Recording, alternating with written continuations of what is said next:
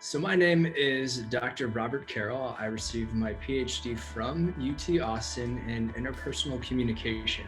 I graduated in 2018, and since then I have been both teaching as an assistant professor through the Moody College of Communication, and then serving as a communication coach with the MBA Plus program through UT, and then also as a facilitator, content writer, and associate speaker coach for a communication agency based out of San Jose, California.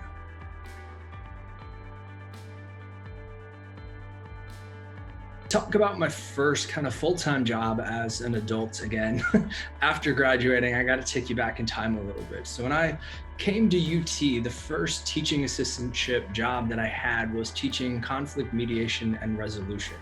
And I taught that for 3 years. The next teaching position I had was teaching an interpersonal and intercultural communication class. And through working and teaching in those areas, I was able to develop a really cool perspective on how to negotiate and communicate effectively, especially with those who are from different backgrounds and cultures from us. And through some friends, I got in touch with people through the MBA Plus communication coaching program here at UT. And so I started as a communication coach, I think like 4 or 5 years ago, where I began helping MBA students with resumes and interviews and just presentations and things of that nature. And I found that I loved it, that it was just such fulfilling work. And I was really able to bring my background as an interpersonal communicator, taking some of that knowledge from my PhD program and really doing theory to practice with it.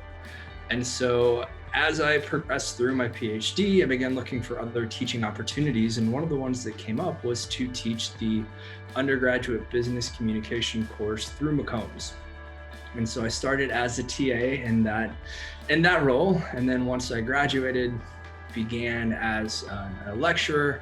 And then after doing that for a few years, I was invited to come back to Moody as an assistant professor to oversee some programmatic pieces and continue to teach business communication and really step into a role that allowed me to do honestly the best of both worlds. Bring that theory of interpersonal communication plus some of the practical knowledge that I gained from doing consulting and coaching and things of that nature.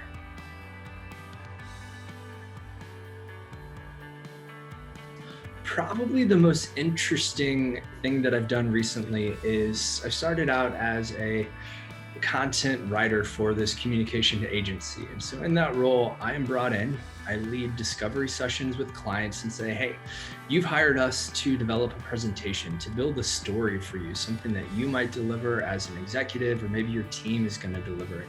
And it's my job to figure out, what are your goals? What are you trying to say? And then go build that presentation. Like today, as soon as we're done, that's what I get to do, is sit down with this topic that I've been hired to write, research it, develop that story, and then I get to pitch it back to the client and say, is this something that sounds and feels like you? And I'm able to do that because, and it seems like a weird connection to go from academic PhD to being somebody creative and developing content like this, but truly it's based on a lot of the same skills. Research. Do you know how to find information? Synthesis. Can you take what other people are saying, understand it, and then summarize it concisely? And then of course the creative piece. Anytime you're developing a study or analyzing data, you're thinking very creatively about, what do I have in front of me? How can I say that? And how can I share that in a way that is relatable and connects to people? And so in this content writing gig, I'm doing exactly that. And so when my boss was like, hey, Robert, are you interested in writing content? I thought the same thing. I was like, what? That's sure. I think let's talk about it. But as she was explaining the position, because she comes from an academic background as well, and she broke down those skills, I was like, that makes so much sense. That learning how to research, summarize, and connect it to things that are relevant, stuff I learned in my PhD, but is even more relevant to those outside of academia. I think we have a very special skill set and can do that extremely well. And people look to us for that guidance and that advice on how to do it well.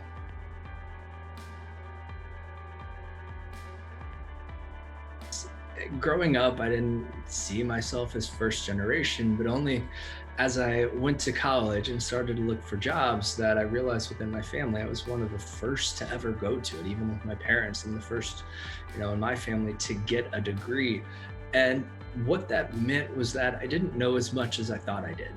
Sure, I was bright, sure, I could figure it out. But when it comes to navigating a lot of these spaces, I really didn't know how. And so for me, I really had to find mentors. I had to find people who had been here and done this and kind of be humble in a sense to say, I'm trying to figure this out. Can you help? And so I can look back to like my undergraduate experience and say that there are a few people who really built me up and supported me and helped me navigate that. They helped me develop leadership and communication skills. I know it sounds weird, but I was a tour guide. And my boss, Leanne, I said she was so fantastic because she understood what it meant to be from rural Missouri, how to build people up and support them so that they could be successful. She helped me get into my master's program. There, I got to work with Dr. Jenny Hart, who taught me more about these experiences for students, how we think and how we process. My first job after my master's was working at Temple University in a first generation, low income Philadelphia resident bridge program. And so there, I was able to share my experience of, hey, I get it. You're coming into college not knowing what's happening. I was in the same boat.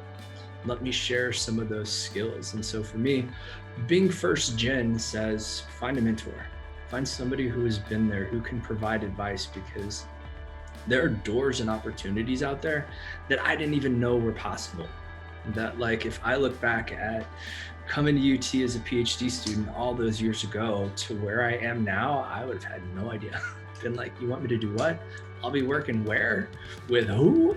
I wouldn't have thought it was possible, but it was truly thanks to some mentors and people who were kind enough to share their expertise that I was able to figure that out. And I'm so grateful for that.